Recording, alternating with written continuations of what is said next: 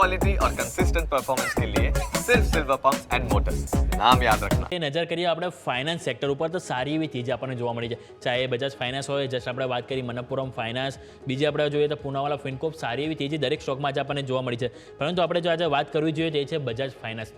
આ સ્ટોકમાં આપણને સતત જે ડેઇલી જે બ્રેકઆઉટ સારા જોવા મળે, વીકલીમાં પણ સારા એવા બ્રેકઆઉટ લઈને કન્ટિન્યુ તેજી જોવા મળી રહી છે. આજે 9,000 ઉપર આપણને સ્ટોક ગયો, 9,089 હાઈ બનાવ્યા, જો કે ઉપરના લેવલથી થોડોક નીચે આવ્યો અને 8,916 ઉપર 3.5% તેજી સાથે અહીંયાથી આપણને બંધ થયો છે.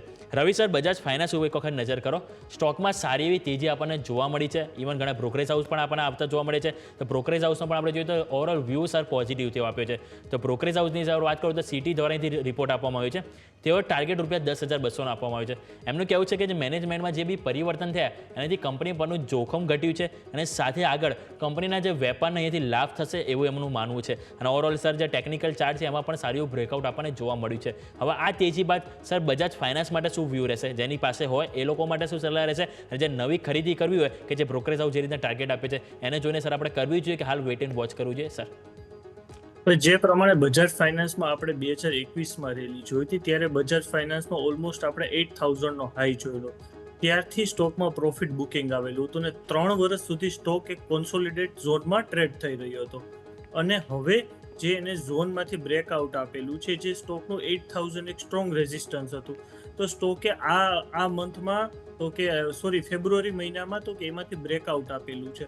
અને જે પ્રમાણે છેલ્લા 3 વર્ષમાં સ્ટોકે કોઈ રિટર્ન આપેલું ન હતું, પણ જે પ્રમાણે કંપનીનો પ્રોફિટ કન્સિસ્ટન્ટલી વધતો હતો અને જે પ્રમાણે માર્કેટ અત્યારે એનબીએફસી છે, ફાઇનાન્સ સેક્ટરને જે પ્રમાણે ફેવર કરે છે, આપણને બધાને ખબર છે જે 2022થી આરબીઆઈ જે 2.5% રેટ વધારેલો હતો એ ધીરે ધીરે હવે આરબીઆઈ રેટ કટ તરફ જઈ રહ્યું છે.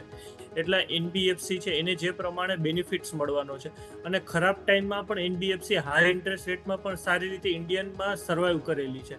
અને હવે જે પ્રમાણે આપણે જોઈએ છે લાસ્ટ 3-4 મહિનામાં આરબીઆઈના કહેવા પ્રમાણે જે બજાજ ફાઇનાન્સમાં થોડા ઘણા ચેન્જીસ જોવા મળેલા છે મેનેજમેન્ટમાં, એ જોતા અને કંપનીના જે પ્રમાણે આવનારા દિવસોમાં પ્રોફિટેબિલિટી જે કંપનીએ પાસ્ટમાં મેન્ટેન કરેલી છે એ પ્રમાણે 10,000ની ઉપર આપણને આ શેર જોવા મળી શકે છે. અને હવે જે લોકો પાસે બજાજ ફાઇનાન્સનો સ્ટોક છે એ લોકોને હું રેકોમેન્ડેશન આપીશ, જે લોંગ ટર્મ ઇન્વેસ્ટર છે ને 8,500ના સ્ટોપ લોસ સાથે વેઇટ કરી શકે છે અને 9,500 ઉપર પ્રોફિટ બુક કરવાનું ઓકે, તો 8,500 અહીંથી ખાસ કરીને સપોર્ટ અને તરીકે જે ધ્યાન પર લોકો રાખવું નવા જોઈએ. ઇન્વેસ્ટર છે એને હું એકાદ બે દિવસ વેઇટ કરી જી સર.